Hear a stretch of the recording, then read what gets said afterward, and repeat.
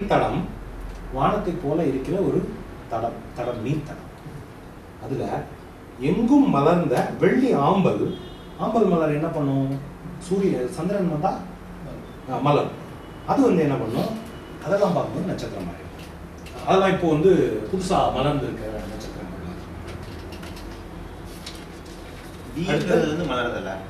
வீங்கிறது மொட்டு.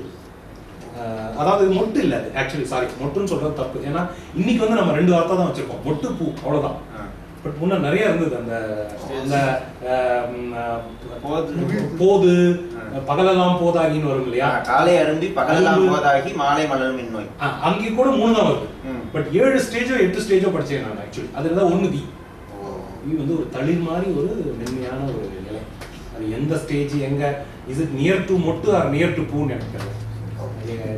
அது ஒரு நம்ம சொல்றேன், இதெல்லாம் வார்த்தைகள்லாம் நம்ம ரொம்ப எழுதிட்டோம். அதான் இப்போ மொட்டு பூ, அவ்வளவுதான். இந்த ரெண்டை தவிர நமக்கு நடுவில் இருக்கிற இன்டர்மீடியட் ஸ்டேஜ் எதுவுமே தெரியாது. ஒவ்வொன்றுக்கும் பேர் இருக்கு. அதே மாதிரி இலை சருகு, அவ்வளவுதான் நமக்கு தெரியும். அங்க இன்டர்மீடியட் ஸ்டேஜ் எல்லாத்துக்கும் பேர் இருக்கு. நீர்ப்பசை போயிட்ட, ஆனா பச்சையா இருக்கிற இலைக்கு ஒரு பேர் இருக்கு. அந்த மாதிரி ஒவ்வொரு ஸ்டேஜுக்கும் கடைசி ஸ்டேஜ் தான் சருகு. நம்ம அதை வச்சுக்கிட்டா நடுவில் இருக்கிறதெல்லாம் முக்கியம் இல்லை.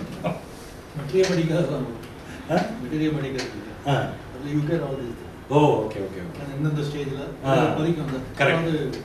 செடி பறிக்கிறது கொண்டு வாங்க. ஆமா ஆமா ஆமா, கரெக்ட். இதுல தான் பறிக்கணும்.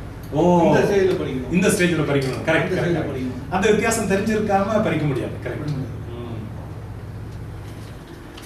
அடுத்து மந்தியும் கடுவனும் மரங்கள் நோக்கின.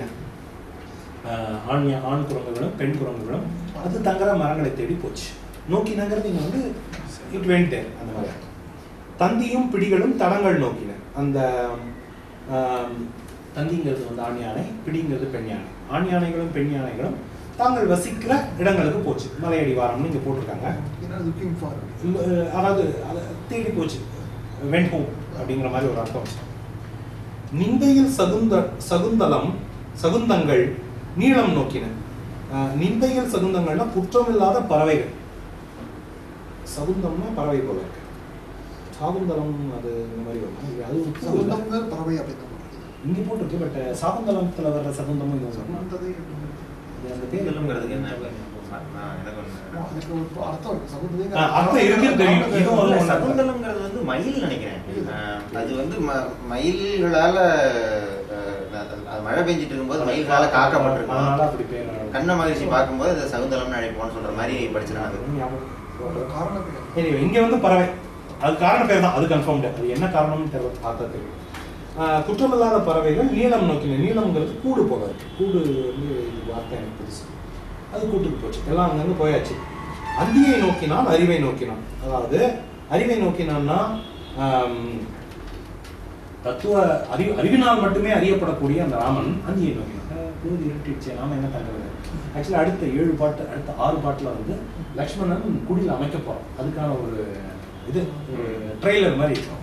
அதெல்லாம் அங்கே போச்சு, மரத்து மேலே ஏறிடுச்சு, இதெல்லாம் அடிவாரத்துக்கு போயிடுச்சு, இதெல்லாம் போட்டுக்கு போயிடுச்சு, நாம எங்கடா தங்குறது அப்படிங்கிறது அவங்களோட இருப்பிடம் அமைக்க போறாங்க அப்படிங்கிறதுக்கான ஒரு இது பிரார்த்தனை பண்றாங்க அடுத்த பாட்டில். அதுக்கப்புறம் 6 பாட்டு அந்த குடியில் அமைக்கிற காட்சி. மொய்யுறு நறுமலர் முகிழ்ந்தவாம் சில, மையறு நறுமலர் மலர்ந்தவாம் சில, ஐயனோடு இளவல்கும் அமிழ்த நாளுக்கும் கைகளும் கண்களும் கமலம் போன்றவை. அதாவது மொய்யுறு நறுமலர், மொய்னா மொய்த்தல், ரொம்ப மண்டலம் மொய்க்கிறது, ரொம்ப நெருங்கி போய் நிற்கிறது, அதுக்கு பேர் தான் மொய்த்தல். அப்படி நெருங்கி இருக்கிற நல்ல மலர்கள் கொஞ்சம். இல்ல முகிழ்த்தனா குவிந்து, சில மலர்கள் குவிந்து கொண்டன. சில மலர்கள் மை அரு நறுமலர், மைனா கரை இல்லாத குற்றம் இல்லாத நல்ல மலர்கள் சிலது மலர்ந்து, சிலது மலர்ந்துருச்சு. அப்போ ஐயனோடு இளவல்கும் அமிர்த நாளுக்கும் கைகளும் கண்களும் கமலம் போன்றவை. அதாவது ராமனுக்கும் இளைய பெருமாள்னா லட்சுமணனுக்கும் சீதைக்கும் அவங்களுடைய கைகளையும் கண்களையும் போல இந்த மலர்கள் சிலது குவிந்தும் சிலது மலர்ந்து. கண்கள் மலர்ந்திருந்தவங்களுக்கு கைகள் குவிந்திருந்தாங்க, பூஜை பண்றாங்க.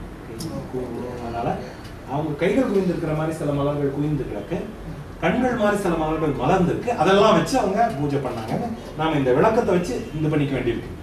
மேல வந்து ராமன் குலதேவதையை தியானித்தல்னு ஒரு பேர் கொடுத்துருக்காங்க, அதனால நாம இப்படி ஊகிச்சுக்க வேண்டியிருக்கு. ஓகே, இவங்க வந்து தியானம் பண்ணிட்டாங்க. அடுத்து வந்து இப்போதான் அந்த வீடு கட்டுற இந்த காட்சி வந்து 2 பாட்டு தனித்தனியா படிப்போம். மாலை வந்து அகன்ற பின் மருங்கிலாளோடும் மேலவன் இருந்திட விரும்பியே மனம் கோலி நற்குணத்து இளம் குறிசில் ஆங்கொரு சாலையை வகுத்தமை சாற்றுவாமரம். இது வந்து கவி கூற்று. மாலை வந்து அகன்று போச்சு, மாலை வந்தாச்சு, மாலை போச்சு, ராத்திரி வந்துடுச்சு. இந்த நேரத்துல மருங்கிலாள் இடையில்லாத சீதை, அதாவது இல்லாத இடை போன்ற மென்மையான இடையை கொண்ட சீதையோடு மேலவன் ராமன் இருந்தில, ராமன் தங்குறதுக்கு விரும்பி மனம் கோலி அப்படி அதுக்காக ஆசைப்பட்டு மனத்தை செலுத்தி நற்குணத்து இளம் குருசு லட்சுமணன் அங்கு ஒரு சாலை, அங்கு ஒரு பர்ணசாலையை வகுத்தமைக்க போகிறான். அதை நாம் சொல்லுவோம், சாற்றுவோம் அறவுங்கிறது அசைச்சோம். இதை வந்து இப்ப நம்ம அடுத்த 5 பாட்டுல அதை சொல்லுவோம்.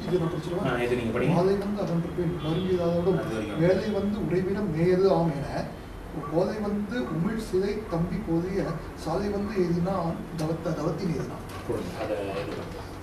அதாவது மாலை வந்து அகன்ற பின் மருங்கிலாள், அது ஒண்ணுதான்.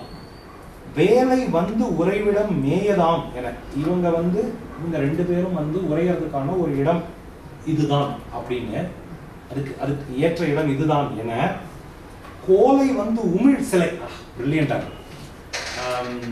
அந்த வில்லுனால அம்பை செலுத்தும் போது அது உமிழ்ற மாதிரி இருக்கும். அந்த கோல் அம்பு வந்து ஒரு குச்சி மாதிரி தானே இருக்கும்.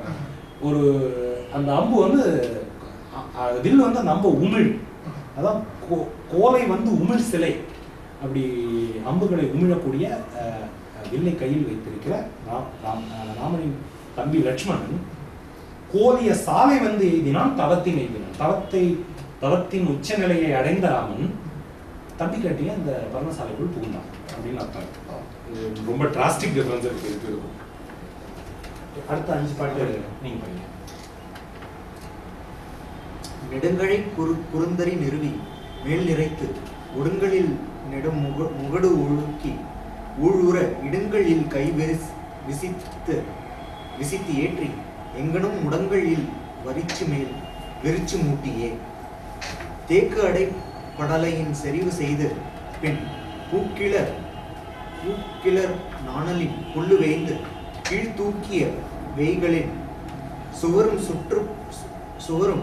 சுற்றுற போக்கி மண் எரிந்து அவை புனலில் தீற்றியே வேறு இடம் ஏற்றின மிதலை நாடிக்கும் கூறின நெறிமுறை குயிற்றி குங்கும சேரு கொண்டு அழகுற திருத்தி தின்சுவர் 6 இடு மணியோடு தரளம் அப்பியே மயிலுடை பீலியின் விதானம் மேல் வகுத்து அயிலுடை சுரிகையால் அருகு தூக்கு அறுத்து எயிலிடம் கழைகளால் இயற்றி 6 இடு செயலுடை புதுமலர் பொற்ப சிந்தியே இன்னனம் இளையவன் இழைத்த சாலையில் பொன்னிற திருவொடும் குடிப்புக்கானரோ நல் நெடுந் திசைமுகன் அகத்தும் நம் அன்னோர்க்கு உன்னரும் உயிருளும் ஒக்க வைகுவான். இந்த 5 பாட்டும் வந்து இன்ஜினியரிங் டிஸ்கிரிப்ஷன் மாதிரி வீடு எப்படி கட்டினோம் அப்படிங்கிறத வந்து விரிவாக சொல்லுது. இதுக்கான படம் வந்து 538ஆம் பக்கத்தில் இருக்கு. முந்தின படத்தில் பை மிஸ்டேக் போட்டாங்க. இது வந்து இந்த படம் இதில் வர எல்லா படங்களுமே வந்து சித்திர ராமாயணம் தொடரில் வந்த படங்கள். அதை வந்து அப்படியே எடுத்து இவங்க பயன்படுத்திக்கிட்டாங்க. அது அனுமதியோடு பண்ணாங்களா என்னன்னு தெரியல. ஆனால் ஒவ்வொன்றும் ரொம்ப இப்போ இந்த பாட்டை படிச்சுட்டு நீங்கள் இதை பார்த்தீங்கன்னா லட்சுமணன் வந்து ஒரு பர்ணசாலை அமைக்கிற காட்சி அப்படியே பார்க்குற மாதிரி இருக்கும். அவ்வளோ அருமையான தொடர் அது. அது இப்போ அச்சில் இல்லை. அது சித்திர ராமாயணம் வந்து ஒரு 2 பாகம் பழைய புக்கு, ரொம்ப பழைய புக்கு. 2 பாகம் மட்டும் இப்போ வந்து இதில் இருக்கு, டெக்ஸ்ட் மட்டும் கிடைக்கும். அதனால யூஸே இல்லை. படத்தோட இருந்தாலும் அது டெக்ஸ்டும் ரொம்ப அழகா இருக்கும். பட் இதை படிச்சவங்களுக்கு டெக்ஸ்ட் இருக்கு, நாம ஒரிஜினலே படிச்சுட்டோம் இல்லையா? அதனால படங்களோட இருந்தா அது ஒரு தனி இதுவா இருக்கும். என்ன 2 கிடைக்கிறதுனா பாலகாண்டமும் சுந்தரகாண்டமும் 110 110 ரூபாய் விலை. சித்திரத்தோட இல்ல சித்திரை அதான் டெக்ஸ்ட் மட்டும். அப்ப யூஸே இல்லை. என்ன பிரச்சனைனா டெக்ஸ்ட் வந்து P3 எழுதுனது. அவரு அந்த அவருடைய படைப்புகள் பூரா நாட்டுடைமை ஆயிடுச்சு, யார் வேணா போடலாம். படம் வரைஞ்ச ரைட்ஸ் பூரா ஆனந்தம். அவங்க நினைச்சா மட்டும்தான் போடணும். இது எல்லாமே அற்புதமான லைன் டிராயிங்ஸ். ஆமாம். இப்போ நீங்கள் நான் அந்த இதில் போட்டேன், இன்னைக்கு ட்ரை பண்ணுவேன். ஓகே, இப்போ இந்த 5 பாட்டும் நான் வந்து வரி வரியாக அங்கே பார்த்து தான் விளக்க சொல்ல போகிறேன். எனக்கு வந்து ஏன்னா இந்த வேர்ட்ஸ் எல்லாமே கொஞ்சம் சிக்கலான வேர்ட்ஸு. காரணம்னா எல்லாமே வீடு கட்டுறது சம்மந்தப்பட்ட வேர்ட்ஸ். அதெல்லாம் நம்ம வந்து ரியல் லைஃப்பில் அதிகம் பயன்படுத்தி இருக்க மாட்டோம். நம்பர் 2 வந்து கம்பராமாயணத்துலேயே வேறு பகுதிகளில் அந்த வார்த்தைகள் இருக்காது. ஏன்னா இது வீடு கட்டுறதுக்கான பாட்டு, அது சம்மந்தமான வேர்ட்ஸ் இதில் நிறையா. பட் புரியும். நெடுங்கழை, கழைனா மூங்கில், நீண்ட மூங்கிலை எடுத்து குறுந்துணி குறுதுணி நிறுவி, அதாவது பெரிய மூங்கிலை எடுத்து சின்ன சின்ன துண்டுகளாக வெட்டி அதை வந்து வரிசையாக அமைக்கலாம். நெடுங்கழை குறுதுணி நிறுவி மேல் நிறைத்து அதெல்லாம் வரிசையாக நிறுத்தி ஒடுங்கல் இல் நெடு முகடு ஒழுக்கி, அதாவது ஒடுங்கல் இல்லாத ஒரு தூளம்ங்கிறாங்க. தூளம்னா என்னன்னு தெரியல பார்ப்போம். தூளம்னு ஏதோ ஒண்ணு அதை நேரா வைக்கிறாங்க. அதுக்கு மேல வைக்கிற ஒரு இதா இருக்கலாம், தூணா இருக்கலாம், தெரியல. எங்கேயோ கேள்விப்பட்ட வார்த்தையா இருக்கு, என்னன்னு தெரியல. தூளத்தை வச்சு ஊழ் உற இடுங்கல் இல் கை ஏற்றி விசித்து முறைமை பொருந்த சாக்காடு இல்லாத வரிச்சுகளை ஏற்றி கட்டி. இந்த வரிச்சுங்கிற வார்த்தை நான் சில பேர் பயன்படுத்தி கேட்டிருக்கேன், பட் அது என்னன்னு எனக்கு தெரியல. ஏன் வீடு கட்டுற ஏதோ ஒன்று இழுக்கி கட்டுறாங்க அப்படின்னு நான் வச்சுக்கிறேன். வரிச்சு மேல் எங்கனும் முடங்களின் விரிச்சு மூட்டி, அந்த மேல வந்து ஓலை கொத்துகள் அதை வந்து முழுக்க பரப்பி வச்சிடுறாங்க. Hello hello hello yes yeah, actually I am in a meeting. Can I call you after an hour? Yeah, thank you.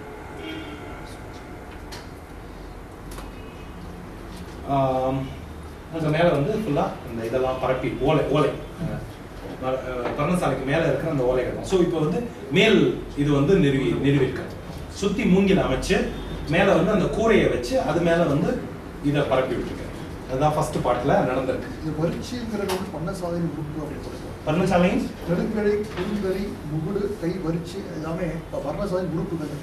Correct, அது உறுப்புகள் தான். அது என்னன்னு நமக்கு தெரியல, என்ன உறுப்புகள்னு தெரியல. அதான் வார்த்தை கஷ்டமா இருக்கும்னு நான் சொல்ல வந்தேன். ஓகே, அது வந்து முதல் பாட்டு. ரெண்டாவது பாட்டு தேக்கு அடை படலையில் கூரை செய்து, அதாவது தேக்கு மரத்தோட இலையை எடுத்து அதை வச்சு மேல கூரை வைக்கிறார். அடுத்து பூக்கிட நாணலின் புல்லு வேய்ந்து, அதுக்கு மேல முதல்ல தேக்கு இலைய பரப்பிட்டார். அதுக்கு மேல நல்லா புலிவாக இருக்கிற நாணல் புல்ல வந்து வேற அதுக்கு மேல வைக்கோல். கரெக்ட், வைக்கோல்.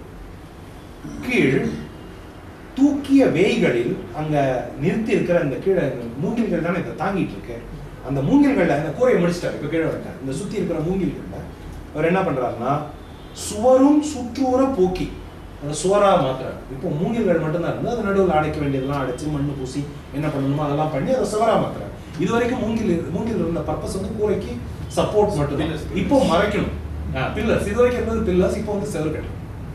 அதை அமைத்து மண் எரிந்து அவை புனலில் தீற்று, மண்ணை வந்து தண்ணி ஊற்றி பிசைஞ்சு நீரை தெளித்து ஒழுங்குபடுத்தி அதை வந்து இது பண்ணி அது வந்து அந்த கட்டை போட்டிருக்காங்க. இப்போ சிமெண்ட் பூசின அப்புறம் அந்த கட்டையை வச்சு தேய்ப்பாங்கல்ல, அந்த கட்டை இருக்கிறதா போட்டிருக்காங்க. பாட்டில் அது இல்லை, இவர் வந்து உரையில சேர்த்துருக்காங்க. அது ஒழுங்குபடுத்தினார். அது வந்து சுவர் ரெடி. அடுத்து வீரர்க்கும் மிதிலை நாடிக்கும், ராமனுக்கும் மிதிலை நாட்டை சேர்ந்தவளாகிய சீதைக்கும் வேரிடம் ஏற்றினது. இல்ல முதல் வரி இங்கேயும் வேற இடம் தான். நான் அர்த்தம் வரியை மாத்தி போட்டு அர்த்தம் சொல்லியிருக்கேன். வீரனுக்கும் மிதிலை நாட்டை சேர்ந்தவளாகிய சீதைக்கும் கூறின நெறிமுறை, அவங்களுக்கு எப்படிப்பட்ட வீட்டை கட்டணுமோ அப்படி. இங்க வந்து மனையடி சாஸ்திரப்படின்னு சொல்லியிருக்கு. அதாவது நம்ம அதுக்கு எப்படி அர்த்தம் எடுத்தோம்னா, மனையடினா எல்லாரும் செய்யறவங்களோட வீடு மாதிரி இருக்காது. ஏன்னா இவங்க வந்து துறவரத்துக்காகத்தான் காட்டுக்குள்ள போயிருக்காங்க. துறவரத்துல மனைவியோடு துறவரம் கொண்டிருக்கிற ஒரு முனிவர் எப்படி இருப்பாரோ, அவருடைய ஒரு பர்ணசாலை எப்படி கட்டப்பட்டு இருக்கணுமோ அந்த முறைப்படி லட்சுமணன் அமைத்தான்னு வச்சு. பின்னால் வந்து ராமர் கேட்க இதெல்லாம் எங்க போய் கத்துக்கிட்டே நீ அப்படின்னு கேட்பேன். ஏன்னா அவன் இளவரசன், சின்ன வயசுல இருந்து இளவரசன் தான், இது கூட தான் இருந்தா எங்க போய் இதெல்லாம் கத்துக்கிட்டா அப்படின்னு ராமருக்கு ஆச்சரியமா இருக்கும். பின்னால் ஒரு பாட்டுல வரும். ஸோ அதெல்லாம் கரெக்டா முறைப்படி அமைத்து வேறிடம் குயிற்றி, வேறு இடம்ங்கிறது ரூம்ஸ், சமைக்கிறதுக்கு இந்த இடம், இருக்கிறதுக்கு இந்த இடம், படுத்து தூங்குறதுக்கு இந்த இடம், விருந்தினர்கள் வந்தா இந்த இடம், அப்படி வெவ்வேறு இடங்களா அதை வகுத்து ரூம் பிரிக்கிறேன். உள்ள குங்குமம் சேறு கொண்டு அழகுற திருத்தி, செவத்துக்கு பெயிண்ட் அடிக்கணும்ல, குங்குமம் சேர வச்சு பெயிண்ட் ஃபுல்லா. தின் சுவர், அந்த திண்மையான அந்த உள்ள இருக்கிற சுவர்ல, வெளி சுவரை வந்து மண்ணு கொண்டு இது பண்ணிட்டு வந்துட்டாங்க. இப்போ வீட்டுக்குள்ள இருக்கு. வீட்டுக்குள்ள என்ன பண்றாங்கன்னா 6 இடு மணியோடு, 6ல வந்து இந்த அந்த மணிகளை எல்லாம் எடுத்து அங்க அப்படியே இன்டீரியர் டெக்கரேஷன் பண்றாங்க. தரளம் அப்பி முத்துக்கள்லாம் அப்படி, தரளம்னா முத்துக்கள் அப்படியே அப்படி வைக்கிறாங்க. Full interior decoration. இந்த வர்ணிச்சு பேசும்போது அவர் இதெல்லாம் கலெக்ட் பண்ணிருக்காங்க. அதான் சொல்றேன், அவர் காரியத்துல கண்டா. மயிலுடை பீலியின் விதானம் மேல் வகுத்து அகைன் வீட்டுக்குள்ள இருக்க. அவன் எவ்வளவு டிஸ்கிரிப்டிவ். ஒரு ஹரியானா அடிக்கடி சொல்ற மாதிரி ஒரு கேமரா வச்சு அங்க எடுத்த மாதிரி இருக்கும். கரெக்டா இப்ப வீட்டுக்குள்ள இருக்காங்க, என்ன செய்வாங்க, வீட்டுக்குள்ள எப்படி அலங்கரிப்பாங்க, வெளியே எப்படி. ஏன்னா காவியம் போது உங்களுக்கு ஸ்கேல் பெருசாயிட்டு இல்லையா, நீங்க ஒவ்வொரு பாட்டுலையும் கவனம் செலுத்த முடியாது. பெரிய ஸ்கேல், ஆனா பிக் ஸ்கேல் நீங்க எல்லாத்தையும் கவர் பண்றீங்களான்னு பாக்குறதுலேயே உங்க கவனம் போயிடும். ஆனா இங்க இந்த மாதிரி ஒவ்வொரு நுணுக்கமான விஷயங்கள், ஒரு வீட்டை கட்டினாங்கும் போது அதுல இவ்வளவு விஷயங்களை வந்து சொல்ல வேண்டியிருக்கு. பாடல்களோட எண்ணிக்கை மட்டும் முக்கியம் கிடையாது, அதுல இருக்கிற அந்த செறிவான விஷயங்களும் முக்கியம். இப்போ இவ்வளவு பாட்டு படிச்சவங்க எந்த பாட்டுமே நமக்கு போர்னு தோணல. காட்டுக்குள்ள நடந்து போனாங்க, வீடு கட்டினாங்க, அவ்வளவுதானே அப்படின்னு தோணவே தோணாது ராமாயணம். அதான் இதோட சிறப்பு. எஸ்பெஷலி யுத்த காண்டம் வரும்போது உங்களுக்கு வந்து இதோட மகிமையை புரியும். ஏன்னா யுத்த காண்டம்னா என்ன, ஒருத்தன் அடிக்கலாம், அவ்வளவுதானே. 4500 பாட்டு எப்படி முடியும் ஒருத்தரால? ஒருத்தர் அடிக்கலாம், இவன் இறந்து போனான், அடுத்தவன் வந்தான், இவன் அவனை கொண்டான், அவன் இவன் அடிச்சான். இதுதானே இருக்க முடியும் யுத்த காண்டத்துல, வேற எதுவுமே இருக்க முடியாது. ஆனா 4500 பாட்டு துளி போர் அடிக்காம போகும். அது காரணம் இந்த அட்டென்ஷன் டு டீடைல்ஸ்.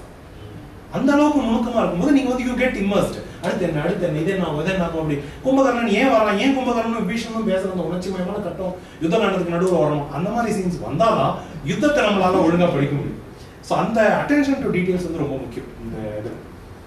ஓகே, இப்போ வீட்டுக்குள்ள என்ன பண்றாரு, மயிலோடை பீலியின் விதானம். வீட்டு மேல கூரை, உள்கூரை. முன்ன மேல் கூரையில தேக்கு இலையும் வைக்கோலையும் போட்டாரு, இப்போ உள்கூரையில மயில் இறக்க வைக்கிறார்.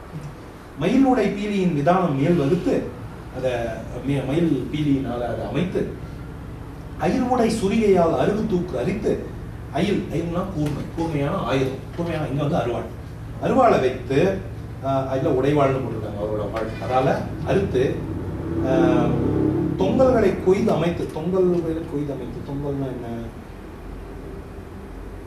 தெரியல, என்னன்னு தெரியல. சம் டெக்கரேஷன் உள்ள வீட்டுக்குள்ள ஃப்ளோ இதுக்கு கூரைக்கு டெக்கரேஷன். அது எயில் மாறிடு இளக்கழைகளால் இயற்றி அந்த. அப்புறம் இப்ப வெளில வந்துட்டாரு, வேலி அமைக்கிறார் வெளியில. சிவராமச்சார் முன்ன இப்ப சுத்தி வேலி அமைக்கிறார். அந்த வேலியை ஆற்றங்கரையில் தோன்றிய இளைய மூங்கில்களை கொண்டு அமைத்து, ஏன்னா இளக்கழைன்னு இருக்கு பாருங்க, இதையும் மூங்கில வச்சுதான் அமைக்கிறாரு. ஆனா முன்ன வந்து வெறும் கழைன்னு சொன்னாரு, இங்க இளக்கழைங்கிறாரு. ஏன்னா வேலிக்கு வந்து அவ்வளவு ஸ்ட்ரென்த் தேவையில்லை, அது வந்து அதை இது பண்ணா செப்பரேட் பண்ணா போதும். ஏன்னா இவங்க வாழ்றது வந்து ரொம்ப அமைதியான இடம், அவங்க ஒரு கோட்டை கட்ட வேண்டியதில்லை, யுத்தத்துக்கு நடுவில் அவங்க வாழல, அவங்க ரொம்ப அமைதியான ஒரு இடத்துல வாழ்றாங்க. வேலிங்கிறது சும்மா வீட்டுக்கு ஒரு எல்லையை வரையறுக்கிற ஒரு விஷயம் தானே தவிர ரொம்ப இதுவானது கிடையாது. அதனால இளைய மூங்கில்களே போதும். அதெல்லாம் வராமல் இருக்கிறதுக்கு, மிருகங்கள் வராமல் இருக்கிறதுக்கு தவிர. அடுத்து செயலோட புதுமலர் பொற்ப, அங்க மலர்களை தூவி இன்னனம் இவ்வளவு வேலைகளை செய்து இளையவன் இழைத்த சாலையில், லட்சுமணன் அமைத்து முடித்த அந்த சாலையில் நெடு திசை முகன் அகத்தும் ரொம்ப மிகவும் பெருமை உடைய பிரம்மதேவனுக்குள்ளேயும் நம்மனோருக்கு உண்ண உயிரிலும் பிரம்மனுக்குள்ளேயும் இருக்கான், நம்மள மாதிரி சாதாரண மனிதர்களுக்குள்ளேயும் இருக்கான். ஒரே மாதிரி, அதான் முக்கியம். 2 பேருக்குள்ளேயும் இருக்கிறது ஒரு பெரிய விஷயம், 2 பேரையும் சமமா கருதுறது ஒரு விஷயம். அவனுக்கு பிரம்மனும் ஒண்ணுதான், நம்மளும் ஒண்ணுதான். அப்படி இருக்கிற வைகுவான், அப்படி தங்கக்கூடிய ராமன் பொன்னிறம் திருவோடும், பொன்னிறம் கொண்ட திருமகளாகிய சீதையோடும் குடியிருக்கான். ரொம்ப அருமையான போர்ஷன் ஆக்சுவலி. அதான் அதுக்கு இதுக்குதான் அந்த ஓவியத்தை பார்க்க சொன்னாங்க. இதை படிச்சுட்டு அந்த ஓவியத்தை பார்த்தீங்கன்னா உங்களுக்கு வந்து அது ஒரு ஒரு உற்சாகமா இருக்கும். அதோட ஒரு ஆமாம் தூளம்னா பச்சை அந்த புல் கொடியா நீங்க கம்பெல்லாம் வச்சு நீங்க கேமரா மாற்ற வேண்டாம்.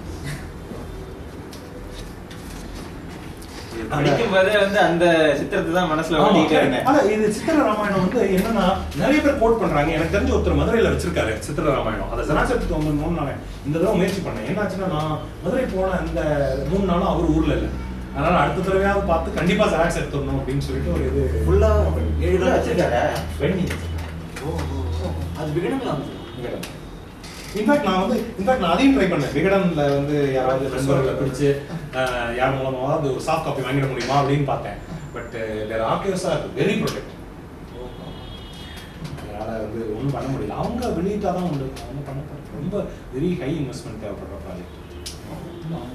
எல்பியோட டிராயிங்லாம் சிற்பியோட டிராயிங்ஸ் 2 பாகமா போட்டுருக்காங்க. ஆனா இன்னும் 10 பாகம் போடுற அளவுக்கு இருக்கு. தென்னாட்டு செல்வங்கள் அப்படின்னு சொல்லி. ஆமா, தென்னாட்டு செல்வங்கள் 2 பாகமா போட்டிருக்காங்க. மற்றதெல்லாம் கொஞ்சம் அதான் அவங்க கொஞ்சம் they should get into digital publishing. Of course they should sell. But paper பத்தி கவலைப்படாம சித்திர ராமாயணம் முழுக்க சாஃப்ட் காப்பியா கொடுத்தா வாங்க நிச்சயமா தயாரா இருப்பாங்க. பட் என்ன பிரச்சனை வாங்கி 10 நாள்ல வந்து PDF ஃபார்மேட் போடுறாங்க. அதுதான் அவங்க பயப்படுறாங்க. இல்ல அதுக்கு ஃபிளிப்கார்ட் மாதிரிலாம் இருக்குன்னா வெப் ரீடர் இருக்கு. நம்ம வந்து ஒரு நம்மளோட ஒரு ப்ரொடெக்டடா அந்த மாதிரி ஏதாவது பண்ணா பிடிஎஃப் இருக்காது, இல்ல ஃபைலாவே வராது. நீங்க படிச்சீங்களா? அப்ப அவர் படிங்க. ரொம்ப தொழில்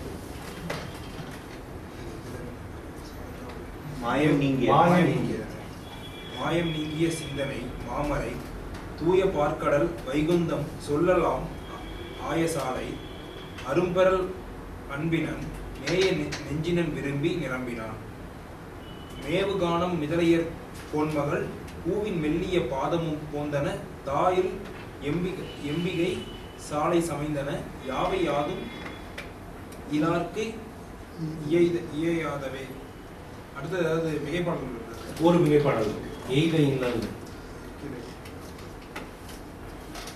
இன்னல் வந்தபோது யாவையையும் செய்ய வல்லவர் என்று கொள்க நெறிக்கல் நீங்கிட மைய கண்ணி செய்ய பாதம் வல்ல ஆய எம்பிலன் கைகள் இன்று பண்ணசாலை கட்ட வல்ல ஆயவே. விண்ணல் வந்தபோது யாவரேனும் யாவையும் செய்ய வல்லர் என்று கொள்க சேனரிக்க நீங்கிட மைய கண்ணி செய்ய பாதம் வல்ல வாய வெம்பிதன் கைகள் இன்று பண்ணசாலை கட்ட வல்ல வாயவே. ஒண்ணுமே சந்தமே தெரியாது எனக்கு. பாருங்கல்ல சந்தம் தெரியாதவங்க கூட அப்படியே படிச்சுட்டே என்று சிந்தித்து இளையவர் பார்த்து இரு குன்று போல குவைவியே தோழினாய் என்று கற்றனை நீ இது போல் என்றான். துன்று தாமரை கண் பனி சோர்கின்றான். அடரும் செல்வம் அளித்தவன் ஆணையால் படரும் நல்லறம் பாலித்து இரவியின் சுடரும் மெய்ப்புகள் சூடினன் என்பது என்பதன் இடர் உனக்கு இழைத்தேன் நெடுநாள் என்றான். அது 5 பாட்டு ஆச்சு. நம்ம அடுத்த 55 இப்போ வந்து வீட்டுக்குள்ள அவங்க போயிருக்காங்க. முந்தின பாட்டுல மாயம் நீங்கிய சிந்தனை மாமரை தூய பார்க்கடல் வைகுந்தம் சொல்லலாம் ஆய சாலை அரும்பெறல் அன்பினால் நேய நெஞ்சின் விரும்பி நிரம்பினான்.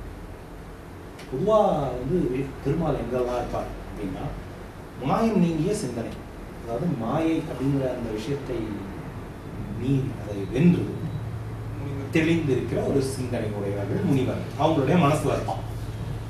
மாமரை வேதத்துல இருப்பான். தூய பார்க்கடல்ல இருப்பான்.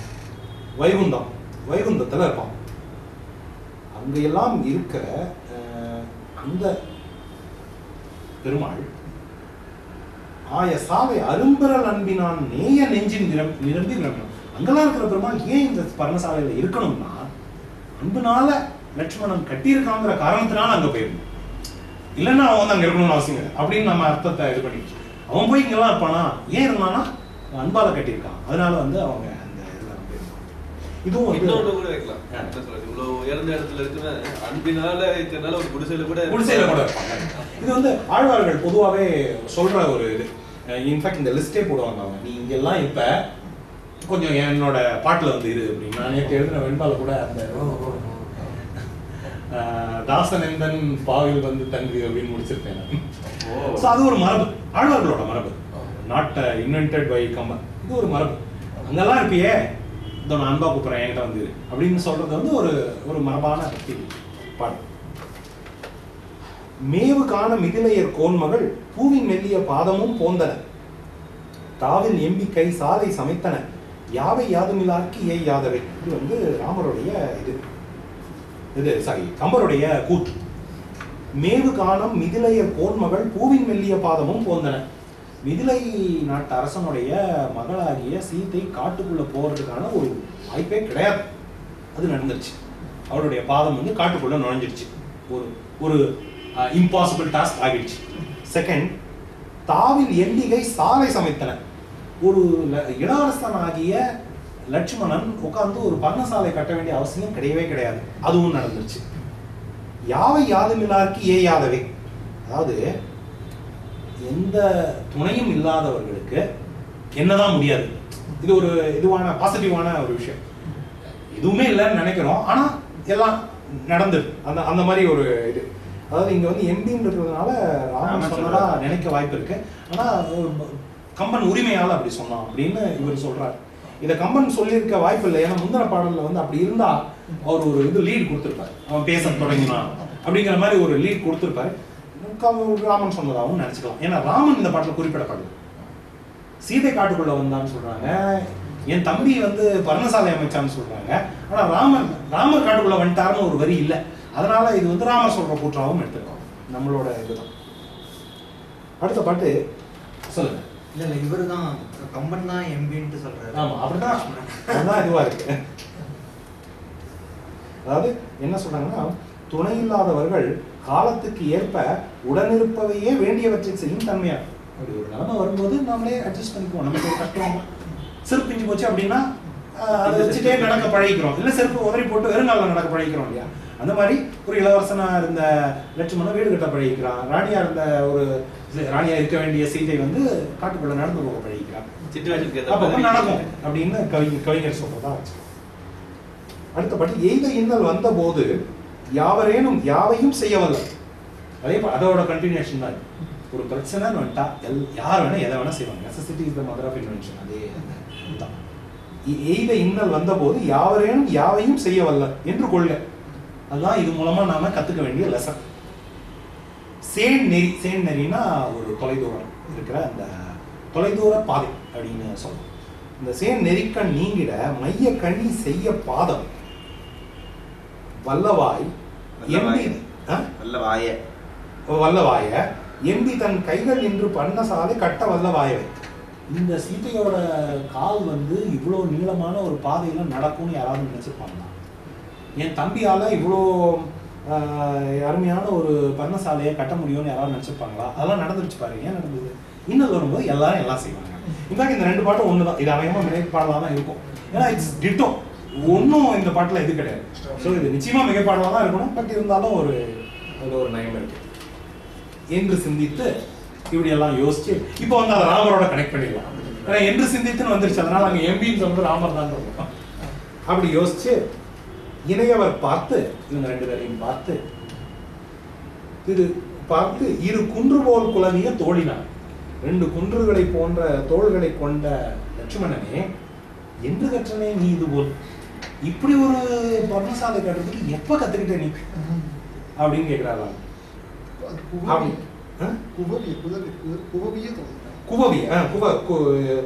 குலவியன்னு சொல்லலாம். குவவுத்தோளுங்கிறதும் கரெக்ட். குவவுத்தோளும் கரெக்ட், குலவுத்தோளும் கரெக்ட் தான். ரெண்டுமே குலவுகின்ற கலக்கி ரெண்டு தோளும் இதுவா இருக்குல்ல, இணைத்தோளா கலந்து இருக்குல்ல, அந்த மாதிரி. அப்படி குவவுத்தோள்னா இது உயர்ந்த விலங்குக்கு ஒரு தோல். இன்ஃபேக்ட் அது பெட்டர். குவவு வந்து பெட்டர், பட் குலவு தப்பு கிடையாது. இங்க வந்து குலவியன்னு அர்த்தம் போட்டிருக்காங்க. விளங்குகின்ற தோள்களை கொண்டவன். என்று கற்றனை நீ இது போல் அப்படின்னு சொல்லி தாமரை கண் பனிதோடு, அதாவது அழகான தாமரை கண்கள்ல கண்ணீர், பனி மாதிரி கண்ணீர். ராமர் அந்த கண்ணீரோட அவர் சொல்றார், என்ன சொல்றார்? அடரும் செல்வம் அடித்தவன் ஆணையால் படரு நல்லறம் பாதித்து இரவியில் சுடரும் மெய்ப்புகழ் சூடினன் என்பது என் இடருனக்கு இழைத்தேன் நெடுநாள் என்றார். அதாவது தசரதன் என்ன பண்ணான்? அடரும் செல்வம், அடர்ந்து இருக்கிற, நெருங்கி இருக்கிற அந்த செல்வத்தை அழித்தான். யாருக்கு அழித்தான்? பரதன். அதனாலதான் இவர் காட்டுவாங்க தனக்கு அளித்தான் அர்த்தம். அடரும் செல்வத்தை பரதனுக்கு அளித்த தசரதனுடைய ஆணையால் அப்படின்னு அர்த்தம். முதல் வரைக்கும் படரு நல்லறம் பாலித்து, ராஜ்யம் அவனுக்கு போயிடுச்சு, அறம் எனக்கு வந்து அறத்தை பாலிக்கிற பொறுப்பு எனக்கு கிடைச்சது, அதனால நான் காட்டுறேன். அதுதான் அந்த ரெண்டாவது. படரு நல்லறம் பாலித்து இரவியில் சுடரும் மெய் புகழ் சூடினேன். அந்த சூரிய குலத்துக்கு ஒரு உண்மையான புகழ் எனக்கு கிடைச்சது அப்படின்னு எல்லாரும் சொல்றாங்க. சூடினேன் என்பதேன், அது என்ன? அது ஒரு பெரிய விஷயம் தான். அறத்துக்காக காட்டுக்கு வந்தேங்கிறது பெரிய விஷயம் தான். இடருனக்கு இடைத்தேன் நெடுநாள், உன்னை வந்து வீடு கட்ட வச்சுட்டேனே, உனக்கு வந்து இப்படி உன்னை சிரமப்பட வச்சுட்டேனே, அது தப்பாச்சே அப்படின்னு ராமர் தனக்கு தானே தன்னிறக்கத்தோட சொல்லிக்கிறேன். நான் அறத்தை காட்டுறதுக்காக இங்க வந்தேன்னு எல்லாரும் சொல்றாங்க, பார்த்தா உன்னை கஷ்டப்படுத்துறதுக்காக தான் நான் காட்டுக்கு வந்தேன் போல இருக்கு அப்படிங்கிற. அதுதான் அந்த யார் படிக்கணும்? அந்த வாய்மொழி அயன் இயம்புடம் இயம்படும் நொந்த சிந்தை இளையவன் நோக்கினான் எந்தை காண்டி இடரினுக்கு அங்குரம் முந்து வந்து முளைத்தது அன்றோ என்றான். ஆக செய்யத்தக்கதில்லை அறத்தினின்று ஏகல் என்பது அரிது என்றும் எண்ணினான் ஓகை கொண்டவன் உள் இடர் நோக்கினான் சோக பங்கம் துடைப்பு அரிதான் என. பின்னும் தம்பியை நோக்கி பெரியவன் மண்ணும் செல்வத்திற்கு உண்டு வரம்பு இதற்கு என்ன கேடு உண்டு இவ் எல்லையில்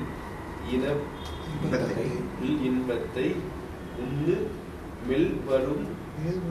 மேல்வரும் ஊதியத்தோடு என்றான். தேற்றி தம்பியை தேவரும் கை தோழ நோற்று இருந்தன நோன் சிலையோன் இப்பால் ஆற்றல் மாதவன் ஆணையின் போனவன் கூற்றின் அற்றது கூறலுற்றாம் அரோ.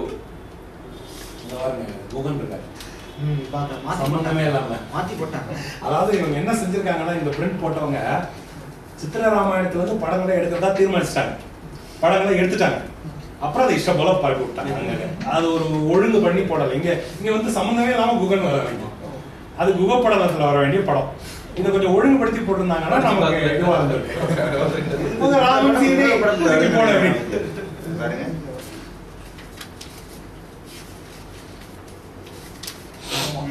இதுல கரெக்டா இருக்கு. ஓ, அதுல கரெக்டா இருக்கா? இல்லையா, அதுலயும் குகன் தானே இருக்காரு. குகப்படலத்துல போட்டிருக்காங்க. ஓகே. ஸோ ராமர் வந்து லட்சுமணனை காட்டுக்கு கொண்டு வந்து கஷ்டப்படுத்திட்டேனே அப்படின்னு வருத்தப்பட்டதோட நிறுத்தணும். இப்போ லட்சுமணன் அதுக்கு பதில் சொல்றோம். ரொம்ப பிரில்லியண்டான ஆன்சர். அடுத்த 2-3 பாட்டு. அந்த வாழ்மொழி ஐயன் எம்மலும் அப்படி வந்து ராமன் சொன்ன உடனே நொந்த சிந்தை இளையவன் நோக்கினான். என்ன இப்படி பேசிட்டானே என்ன அப்படின்னு சொல்லிட்டு வருத்தப்படான். அவன் பார்த்து என்ன சொல்றான்னா, எந்தை காண்டி இடர் உனக்கு அங்கு உரம் முந்தி வந்து முளைத்ததன்றோ என்றான். அதாவது எந்தை, என் தந்தையை போன்ற ராமனே, உனக்கு துன்பம் எப்ப வந்தது தெரியுமா?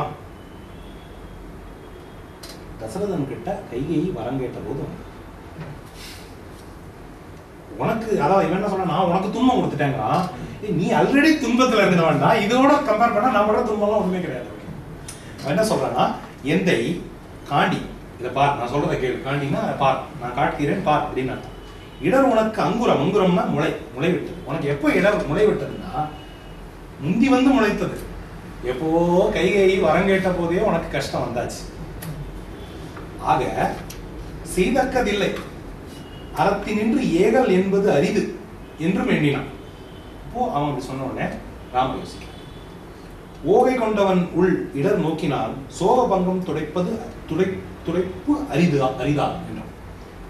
ஆக ஓகே, அப்படி ஆயிட்டு இருக்கு. அப்படி இருக்கும்போது செய்தக்கது இல்லை, இப்ப நாம செய்யக்கூடியதுன்னு எதுவுமே இல்லை. நடந்து வச்சு இவ்வளவு தூரம் வந்தாச்சு காட்டுக்குள்ள, இனிமே இதை பத்தி பேசி பிரயோஜனம் கிடையாது. அறத்தினின்று ஏகல் என்பது அரிது. இப்ப இந்த துன்பத்தை அவங்க தொடங்கணும்னா என்ன பண்ணும்? தசரதனுக்கு கொடுத்த வரத்தை மீறி அயோத்திக்கு திரும்பி போகணும், அல்லது சண்டை போட்டு பரதன்கிட்ட இருந்து ராஜ்யத்தை பிடுங்கணும். அதெல்லாம் அறத்துல இருந்து விலகி செல்றதாகும். அதோட கம்பேர் பண்ணும்போது இந்த துன்பம் பரவாயில்ல. அதான் தெளிவா சொல்ற, அறத்தினின்று ஏகல் என்பது அரிது. கஷ்டம்தான் இல்லைங்களா? ஆனா இந்த கஷ்டம் நமக்கு வேணாம்னா அறத்தை மீறுற ஒரு தப்பை நாம செய்யணும். அது நம்மளால முடியும். அரிது என்று எண்ணினான். அதை மனசுக்குள்ள நினைக்கிறான் ராமன். நினைச்சிட்டு ஓகை கொண்டவன், ஓகைன்னா ஓகை சந்தோஷம் கொண்ட லட்சுமணன் அப்படிங்கிறது தனக்கு பணிவிடை செய்யறதுல மகிழ்ச்சி கொண்ட லட்சுமணன் அப்படின்னு அர்த்தம். இது வந்து அவர் வீடு கட்டின வரை பார்த்தீங்கன்னா லட்சுமணன் ரூம் இருக்கு. என்ன காரணம்னா லட்சுமணன் தூங்க போறது கிடையாது. நம்பர் 1 14 வருஷம் அப்படின்னு ஒரு இது இருக்கு. நம்பர் 2 வந்து லட்சுமணன் காவல் காக்கிறதுக்காக வெளியே இருக்க போறான். அந்த வேலி கட்டின அந்த இதுல அவன் அங்கதான் இருக்க போறான். சூர்பனகை வரும்போதும் அங்கதான் இருக்கான். எனக்கு தெரிஞ்சு எந்த கட்டத்திலையும் லட்சுமணன் பர்ணசாலைக்கு உள்ள என்டர் ஆகவே கிடையாது. லட்சுமணன் வந்து ஒரு கட்டின இடத்துக்குள்ள போற ஒரே காட்சி எனக்கு தெரிஞ்சு 2 காட்சி. சுக்ரீவனுக்கு பட்டம் சூட்டுறதுக்காக ஒரு தடவை அரண்மனைக்குள்ள போவான். அப்புறம் சுக்ரீவன் வந்து சீதையை தேட போகாம மது மயக்கத்துல கிடக்கும் போது அவனை மிரட்டுறதுக்காக வரும். இந்த 2 சீன்ல மட்டும்தான் he enters into a building. This entire 14 years. Ramar அதையும் செய்யறது இல்லை. ராமர் வெட்ட வெளியில தான் இருக்காரு. முழுக்க வெளியில தான் இருக்காரு. இந்த பர்ணசாலை இப்போ இங்க கட்டியிருக்காரு. இது அங்க இருந்து வந்ததுக்கு அப்புறம் சுக்ரீவனுக்கு மணிமேகலை சொல்லும்போது கூட ராமர் போக மாட்டார். இவர் தான் போவார், லட்சுமணன் தான் போவார். ஏன்னா நகரத்துக்குள்ள போறது இல்லைன்னு அந்த 14 வருட இதோட ஒரு பாயிண்ட் அந்த நகரத்துக்குள்ள போறது இல்லை. அதே மாதிரி சீதை உடன் இருந்தாலும் ஒரு துறவியா தான் இருக்காரு. இல்லற வாழ்க்கை நடத்துறது இல்லை. அப்படி இவங்க எக்ஸ்பிளைன் பண்ணலையே தவிர 14 வருஷம் காட்டுக்கு போய் துறவரம் கொள்ளணும் அதெல்லாம் அர்த்தம். அது இன்க்ளூட்ஸ் ஆகும். ஓகே, இப்போ ஓகை கொண்டவன் சந்தோஷம் கொண்ட அந்த லட்சுமணனுடைய உள் இடர், அவன் மனசுக்குள்ள அந்த வருத்தத்தை நோக்கினான். சோகபங்கம் துடைப்பது அறிவு. என்ன சொல்லி உனக்கு தேத்திட முடியும்? நான் புலம்ப ஆரம்பிச்சேன். அவன் எனக்கு நேர்ந்த கஷ்டத்தை நினைச்சு அவன் புலம்ப ஆரம்பிச்சான். நான் என்ன சொல்லி அவனோட துயரத்தை தணிப்பேன் அப்படின்னு சொல்லி ராமன் தன்னை தேத்திட்டான்.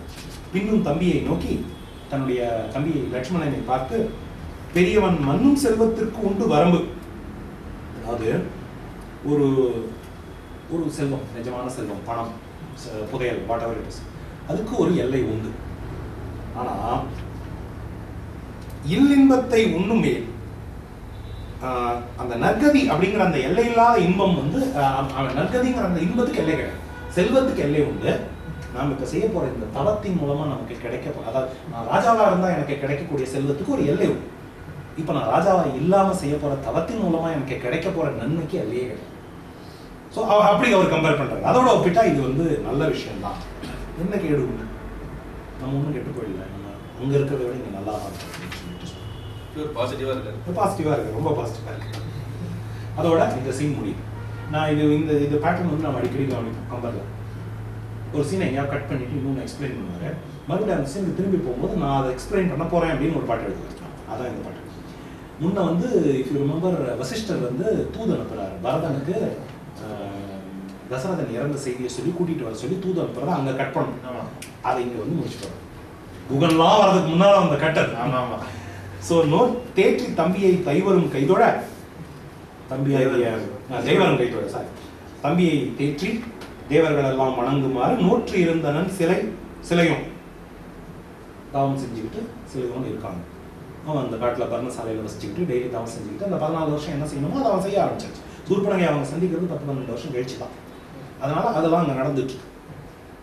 இப்பால் அது அந்த பக்கம் நடக்குது. இந்த பக்கம் ஆற்றல் மாதவன் வசிஷ்டன்கிற ஒரு சிறந்த தவத்தை உடையவன் ஆணையில் போனவர். அவன் ஆணை செலுத்த பரதனை கூட்டிட்டு வர்றதுக்காக போனவர்கள் கூற்றின் உற்றது கூறலுற்றாங்க. அப்படி போனவங்க அவங்களுக்கு என்ன ஆச்சு, அவங்க என்ன செஞ்சாங்க அப்படிங்கிறத இப்போ அடுத்த படலத்தில் சொல்லுவாங்க.